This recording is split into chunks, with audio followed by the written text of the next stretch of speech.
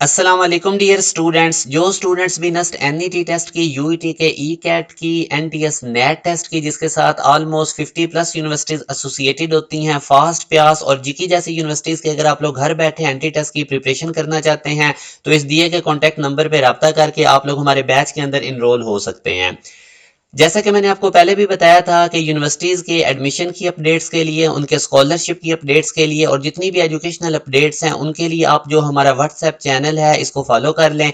उस WhatsApp channel का link मैंने इसी वीडियो के डिस्क्रिप्शन में डाल दिया, ज़रूर इसको फॉलो करें। इससे आप लोगों को बहुत ज़्यादा लेटेस्ट अपडेट और कंप्लीट डिटेल्स मिलती रहेंगी। जैसा कि मैंने यूनिवर्सिटी के एंट्री टेस्ट के जो पास पेपर में आते रहे हैं उनका आप लोगों के साथ वो शेयर करता हूँ और उसकी एक्सप्लेनेशन बताता हूँ।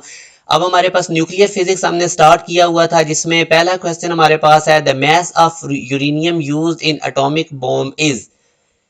आगे हम आप लोगों ने बताना है कि ये मोर होता है, लेस होता है to critical mass. Critical mass basically minimum mass होता है यूरेनियम का, जो किसी भी न्यूक्लियर चेन रिएक्शन को सस्टेन करने के लिए, मेंटेन रखने के लिए जरूरी होता है।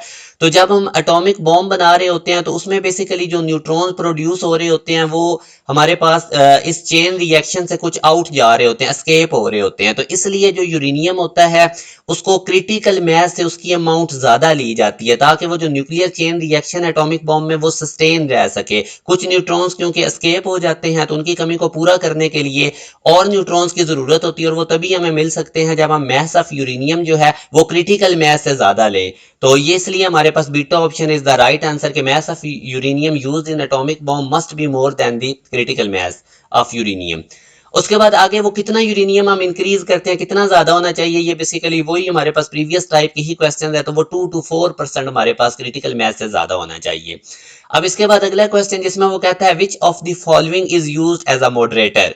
तो न्यूक्लियर रिएक्टर के अंदर मॉडरेटर के तौर पे जो कॉमनली यूज्ड मॉडरेटर होते हैं उनमें वाटर आ जाता है, हैवी वाटर जो कि ड्यूटेरियम का ऑक्साइड है, और ग्रेफाइट। और कुछ और भी हम मॉडरेटर्स यूज करते हैं, जिसमें ब्रिलियम है, लिक्विड सोडियम है, या ऑर्गेनिक लिक्विड जिनको हम हाइड्रोकार्बन भी कहते हैं।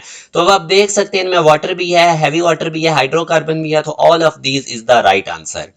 अब नेक्स्ट क्वेश्चन में अगर आप देखें, fast reactors are design to make use of.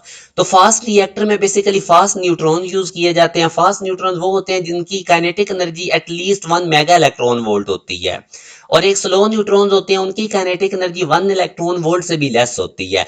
अब ये जो काइनेटिक एनर्जी है ये बहुत ज्यादा इंपैक्ट डालती है, इसका फास्ट होना न्यूट्रॉन या स्लो न्यूट्रॉन, काइनेटिक एनर्जी के हिसाब से आगे इनके बिहेवियर चेंज होते हैं। तो fast reactor basically fast neutron को यूज करते हैं। और इनके अंदर जो यूरेनियम का आइसोटोप है वो 238 यूज किया जाता है, और ये बड़ा अबंडेंट में आइसोटोप है। तो ये भी एक बड़ा एडवांटेज है कि ये वाला हमें अबंडेंट में आइसोटोप अवेलेबल होता है, इसको हम यूज करते हैं। और फास्ट न्यूट्रॉन इनको 90% तक एज अ फ्यूल के तौर पे यूरेनियम 238 आइसोटोप को यूज करते हैं। तो ये रीजन है कि जो फास्ट रिएक्टर्स हैं उनको डिजाइन किया जाता है, यूज किए जाते हैं, इसमें फास्ट न्यूट्रॉन और एज अ फ्यूल यूज किया जाता है यूरेनियम 238 आइसोटोप। तो ये काफी इंपॉर्टेंट एमसीक्यूज थे जो मैंने आप लोगों से न्यूक्लियर फिजिक्स के डिस्कस किए हैं। अब जैसा कि मैंने आपको बताया कि अगर आप लोग कंप्लीट प्रिपरेशन करना चाहते हैं पाकिस्तान की टॉप 10 यूनिवर्सिटीज की, जिनके अंदर नस्ट है, FAST, PIEAS, GIKI, PU, CIT, ITU, UET का entry test, NTS, NET test, तो एक ही हमारा बैच होता है जिसमें हम टॉप 10 यूनिवर्सिटीज के एंट्री टेस्ट की तैयारी करवाते हैं। 3 मंथ का ये बैच होता है, इसके अंदर टेस्ट सेशन भी इंक्लूडेड होता है, और इसकी फीस 5000 है, ये वन टाइम देनी होती है। बहुत ज्यादा रेलेवेंट प्रिपरेशन करवाई जाती है। सिलेबस के ड्यूरेशन के साथ साथ आप लोगों के चैप्टर वाइज टेस्ट होते हैं। जब एक दफा सिलेबस कंप्लीट हो जाता है तो कंप्रीहेंसिव टेस्ट सेशन लिया जाता है, जिसमें दो दो chapter, quarter book, half book, full book, और इवन यूनिवर्सिटी पैटर्न पे भी 3 से 4 टेस्ट लिए जाते हैं। स्टूडेंट्स को इस सेशन में बकायदा फील्ड्स के बारे में अवेयरनेस दी जाती है, टॉप फील्ड्स के बारे में, उनके रिलेटेड अच्छी यूनिवर्सिटीज बताई जाती हैं, यूनिवर्सिटीज के स्कॉलरशिप की अपडेट्स दी जाती हैं। तो जो स्टूडेंट्स भी एक प्रॉपर वे से प्रिपरेशन करना चाहते हैं तो वो जरूर इस बैच को ज्वाइन करें। इस दिए गए कॉन्टैक्ट नंबर पर रब्ता करके आप तमाम डिटेल ले सकते हैं। अपना ख्याल रखिएगा। अल्लाह हाफिज।